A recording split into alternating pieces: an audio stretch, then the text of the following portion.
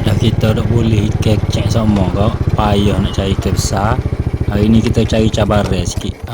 Pakai set extra UL. Saya tak rock kita pakai insert kokung. Insert kokung ni leo dia rating dia 0.5 hingga 3.5 gram leo. Panjang 4 kaki 3. Lembut rasa pakai henda. Ada tak lekat. Patut dah sekali sahabat. Dah patut sekali kok. Bila-bila masa dia boleh faham. Kedebas selalu mari dia kena patut sekali gini kok. Dudik-dudik selalu dalam dada. Air comel doa dah. Tak celika dah sekarang ni dia tak nampak kita. Tak lama ni bahaya ni. Tengok Piu. Kena dah. Kena dah. Kena dah. Debar molek bawah ri-ri cari ni. Curuk pun curuk lah. Ilah. Layar weh kena dengan kau ni weh. Masuk lah rebah weh.